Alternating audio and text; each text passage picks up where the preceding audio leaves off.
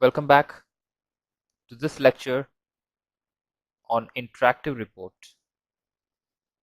We have seen in the earlier lecture about the different events that are involved in creating an interactive report programming.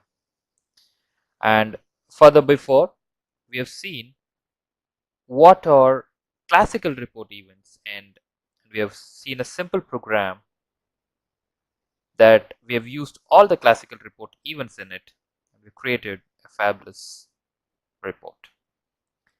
In this program, I'm going to show you how, in a simple manner, the interactive reports can be used, and from which you can apply the same with all the previous programs and the programs that are yet to come. I'm starting with SE38 transaction code. I'm going to go ahead and name the program as interactive reports. Hit on create, demo for interactive reports, choose it as executable program, save it, and local objects. If you remember, when I am scripting the classical report program, I've added few statements. The one is no standard page heading, and the second is line size. Now I'm going with the value 120. Line count, I'm going with 10 of 2 again. There is no order in writing this statement, and as you can see in the previous example, I started with line size, and now I'm starting with no standard page heading. I go with the data declaration where I'm going to declare the internal table for VBRK this time.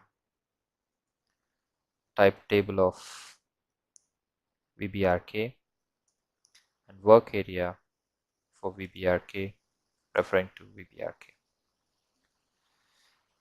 Every program needs an input criteria. So as this program, go ahead and give s_vbln for VBAK RK hyphen VBELN. Remember, whenever I have a select options, I go ahead and fill these tables with the table that I've used in select options. Now,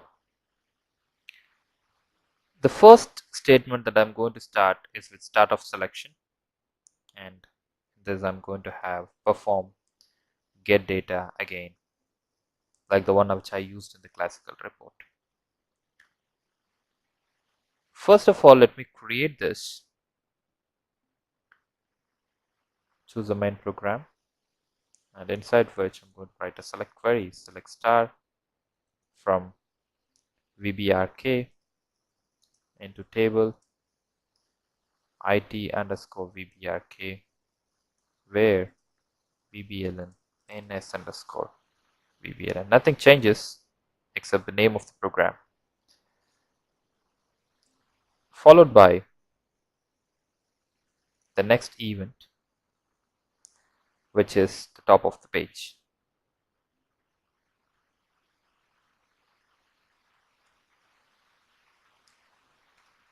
And I can either go ahead and give it in a subroutine, or I can give it straightly with this way.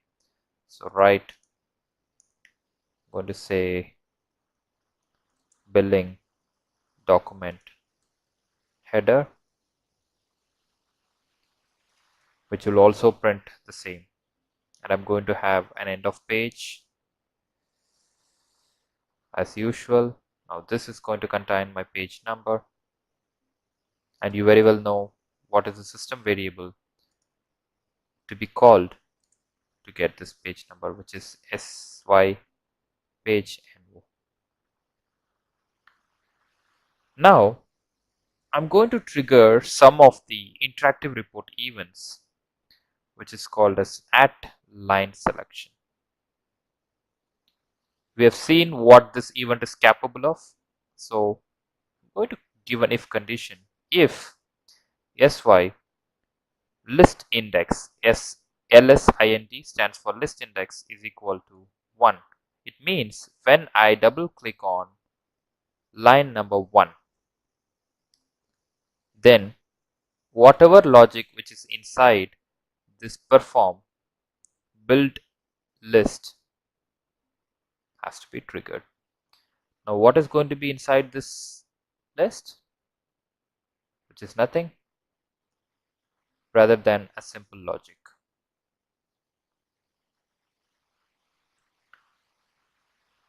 I'm going to say, alright, I'm inside at line selection, just to understand how this is executed. Go to the top. This is done successfully. What next? Going to trigger one more event which is called @pf command, assigning the events to the function key. Now I assign to function key 05. I'm going to say window starting at 10 space 2 ending at 90 space 5. I'll explain you why I've gone with this particular numbers in the output. Right.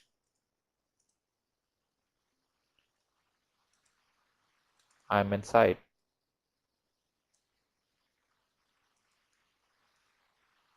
at pf command. Simple.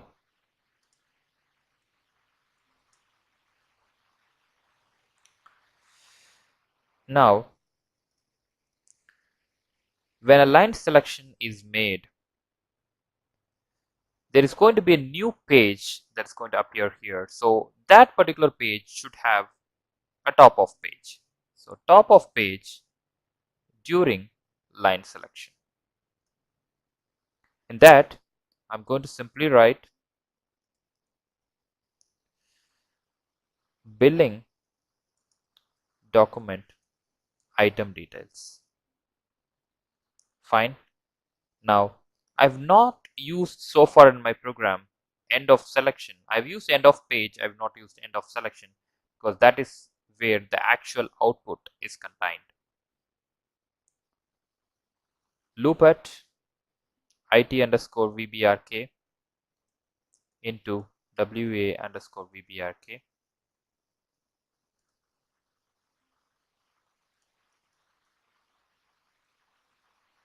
And inside which you can just go ahead and write the field names that you want to be displayed. This time I'm going to display only one field, which is called VBELN. Save it.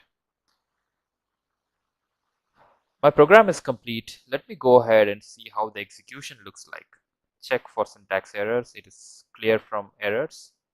Execute, activate the program, execute. Now, it is asking for an input from me. Let me go ahead and find some inputs. Use something readily which is available. Therefore, help. And let me execute. So, I've not used an underline statement here. Otherwise, you would have seen a line like what we have seen in the classical report. But now the beauty is we want to witness two interactive report statements. If you remember, I've given at line selection statement, and at line selection stated if I click on index 1, it should lead me to a new screen. Now I'm double clicking on line 1. See, it has taken me to a new screen which said billing document item, and this is the content that we have scripted inside that particular screen. I'm inside at line selection. Now go back. If you remember, I've given an event to the function key F5. Now I'm going to click on the F5 function key and see what happens. There is a window that is appearing, and if you see the program, I have given 10 space 2, window starting at 10 space 2. It is nothing but from the margin, the window should start at 10th character. If you count, it is 10 characters. From top, it is second character. That is 10, 2, ending at 95. So that is what is our logic. And you can see I am inside at pf command. So this is the contents that we have given inside our program. You can see here, this is the contents that we have given. You can apply the same events in any of the previous programs or the programs that are yet to come, in a way that you can learn the concepts far more better, and it will be in your understanding all the time. Hope you have enjoyed this session to the core. See you in the next lecture. Thank you.